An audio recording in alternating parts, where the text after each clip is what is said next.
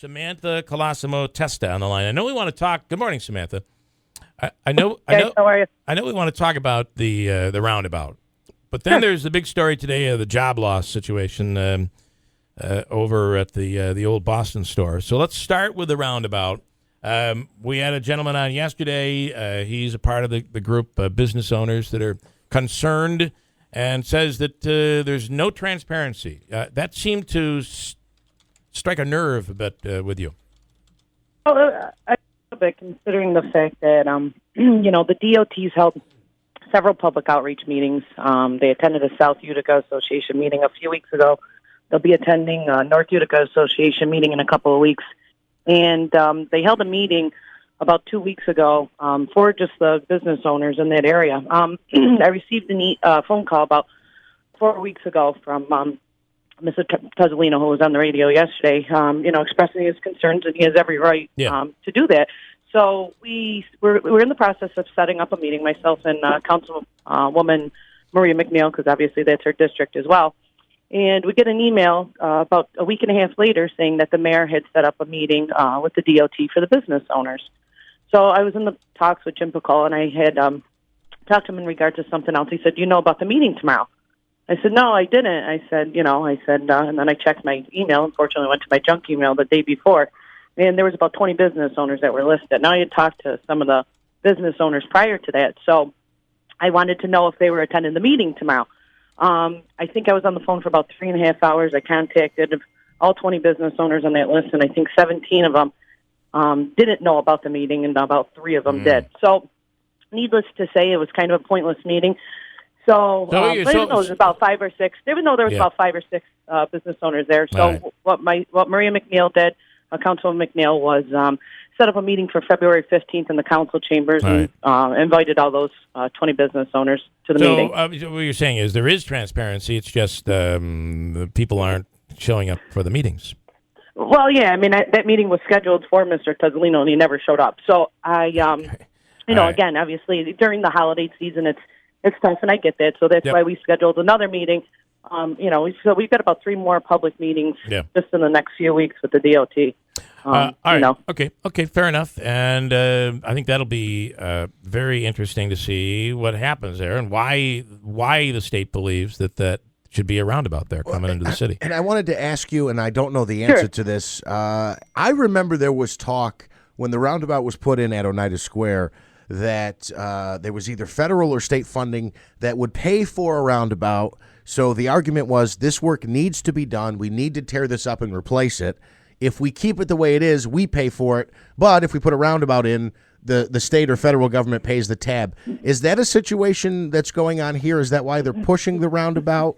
No, the Oneida Square project was actually the city's responsibility to do the sewer lines. Mm-hmm. So when they did the sewer lines underneath, they got grant funding. To help with that, as long as they, redid the little intersection, and that's how the roundabout came about. It had nothing to do with the roundabout. It had more to do with the sewer line. I really think that roundabout works in Oneida Square. I do too. But there's a lot more traffic coming on Oriskany Street coming in from 5S and going the other way over by the OD. There's a lot of traffic there. Right. Oh, no doubt about it. But if you've ever been in that intersection, it's extremely, extremely dangerous. Yeah. When you're taking a left to go to North Genesee Street, you don't realize that having the double lanes going west and east, that people are turning left to go on North Genesee Street, and there's traffic oncoming traffic going towards them. So I mean, there's no doubt about it that the traffic pattern if you're traveling eastbound right across from Boston, no, further down. You got to make the left further down by the OD down there. You make that left hand turn, so you got to get in there, wait for the arrow, and make the left hand turn. Okay, is that what you're talking about? Well, we're coming from Commercial Travelers, where the courthouse is, going towards where the incubator is. Mm-hmm. Now you take that left to go on that little intersection right there. Okay. Because there is no arrow to turn left. It's just a straight and narrow green light going. So you can take a left. I'm confused. I don't think you can take a left there. I thought there's a sign that says right. That intersection where North Genesee Street is, going towards John Street, right where the Boston store is. You're talking about. No, not where No, I'm that's talking on about Genesee's further We down. are. Yeah, that's on Genesee Actually, I Street. believe we're talking about Frankfurt. It's there's a little cafe there. Along I don't know where we're talking about either. I'm completely lost. I'll get a little sketch for you, and I'll send it to you so you can see. That's good. Could you send it to us in Crayola? I'd appreciate that. That would help me. right? It helps me a little bit. All right, listen. So front page, above the fold, Utica business to lay off 200. Alorica says job losses to begin in April. We got a call this morning early when we first started here this morning saying this is because the city did not negotiate in good faith. It was because of the exorbitant increase in the lease payment, and that really the city turned their back on this company, and that's why they're moving jobs elsewhere. Yeah, I don't know. I mean, what would you're talking about a pilot agreement with the city? Is that the reason why they wouldn't? I mean, because the city doesn't own their building for them to lease it, so it wouldn't make a difference. I don't understand. As far as their payment went. I mean, in the IDA, obviously that's a separate entity from the Common Council, so we don't really have too much of a say in it. But I mean, I think they've been pretty fair in their pilot agreement. Who owns the? Who owns you know that? what I mean? In the past, Who owns? I'm not exactly sure. I think it's obviously a private company. It's not. It has nothing to do with it has nothing to do with the city of Utica. So you're sure that building is not owned by the city of Utica? Yeah, I'm positive it's not owned by the city. We wouldn't lease a building in that size. I mean, and especially that's in the Urban Renewal Agency. So I mean, you obviously have the leeway to do what you want with that property. Sure, right. To sell to an owner. So no, I'm. Well, what negotiation? 99.9% sure. What negotiation would they have, unless there was a loan possibly, and there's a negotiation on the payment of a loan? What negotiation would they have? It would be the pilot program. I would assume that's where they were. That's what they were going to. But I mean, you can. Explain, I got a PDF file of 120-page documents. Explain how that works. Yes. How that works, and how a negotiation would go south with something like that with the pilot program. Well, they couldn't. They obviously either wouldn't renegotiate the terms once the pilot agreement's up. I mean, you have to have reasonable justification for why you need a pilot program extended. But what I want you to do is explain to me what the pilot program is. So that would be, it would give them relief on a lease payment? No, it wouldn't give them relief on a lease payment. It would give them relief on their either property taxes, sales tax, things like that. Got it. Okay. I mean, that building's been there forever. So, I mean, I would assume that the pilot agreement's either been up or new owners were taking over and the city either didn't renegotiate a pilot program to extend it or something along that effect, but it would have had nothing to do with a lease agreement. Okay. It would only have something to do with the property taxes. That's fine. So what they're saying is that they had an agreement with the city, and then it went south, and that's why they're leaving. And you know nothing about that. Obviously, we'll talk to the mayor's office and see. Yeah. I mean, I couldn't. Like I said, I wouldn't be involved in any negotiations for any pilot agreements or anything like that. Right. Okay.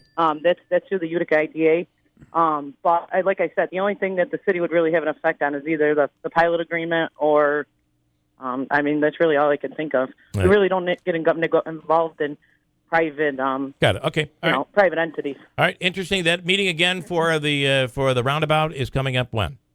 It's on February 15th at 4:30. Okay. It's in the Utica Council Chambers. It's 1 Kennedy Plaza at City Hall. And guys, one more thing before we hang up. We actually have a benefit going on for the Clays family that lost their home on Herkimer Road. It was about 3-4 days ago. A friend of mine was actually hospitalized. He's still in the hospital. The family lost everything.